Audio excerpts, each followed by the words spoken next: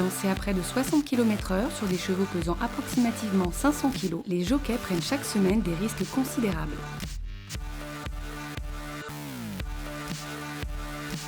Une fois que les boîtes sont ouvertes, on ne pense plus à rien, on pense à notre course, à gagner, mais tout en sachant que le risque est là, mais on enlève la peur. Il faut être très concentré parce que c'est une petite piste avec 2 tournants assez secs. On doit contrôler notre cheval, mais aussi contrôler un peu ce que les autres font devant, parce que c'est un peu imprévisible. Donc on doit tout le temps, en une demi-seconde, on va dire, on a des décisions à prendre qu'il faut prendre très rapidement.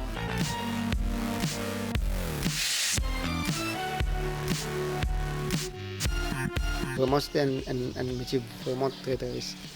Parce que tout à coup, dans une fraction de seconde, par contre, qui nous est arrivé. Surtout en course, on doit prendre beaucoup de précautions. Comment ça va passer, nous tourner à Zoulas, les mêmes tombés, sans espérer après les courses. Il y a beaucoup d'accidents qui nous déroulaient, mais ces accidents qui nous déroulaient samedi-là, pour moi, pas de attendre.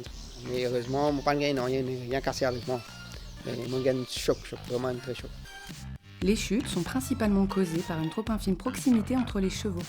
Les sabots antérieurs d'un cheval peuvent taper les sabots postérieurs du cheval le précédent et donc le faire tomber. Le cheval peut aussi simplement trébucher ou buter et donc tomber en entraînant avec lui son jockey.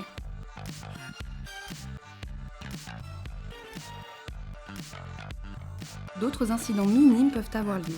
Des chevaux étant toujours trop près l'un de l'autre peuvent se frotter l'un à l'autre et donc causer un déséquilibre des 2 jockeys concernés. Si ce rapprochement est vite contrôlé, la chute peut être évitée. Une selle mal fixée peut tourner pendant la course et causer un déséquilibre. Le jockey peut aussi par exemple perdre ses étriers au départ de la course. Il existe aussi des situations où le cheval à l'intérieur de la piste passe trop près des barrières de sécurité. Il y a donc un frottement et le jockey peut être blessé gravement au genou ou à la cuisse.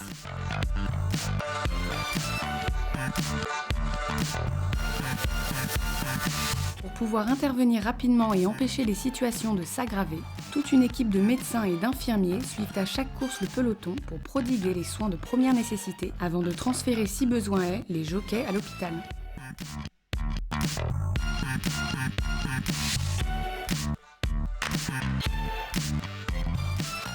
Par mesure de sécurité et pour atténuer les chocs, les jockeys sont tout de même tous obligés de porter sous leur casaque un gilet de protection homologué, aussi bien à l'entraînement qu'en course.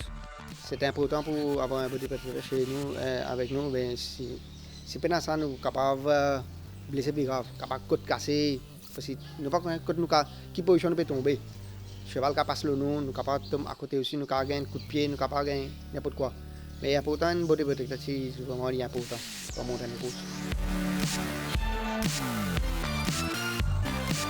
On est des sportifs avant tout et la victoire, c'est quelque chose qui est comment dire, inexplicable. C'est vrai que surtout à Maurice par exemple, on revient, on est acclamé par nos fans, par tout le public et puis l'amour du cheval aussi.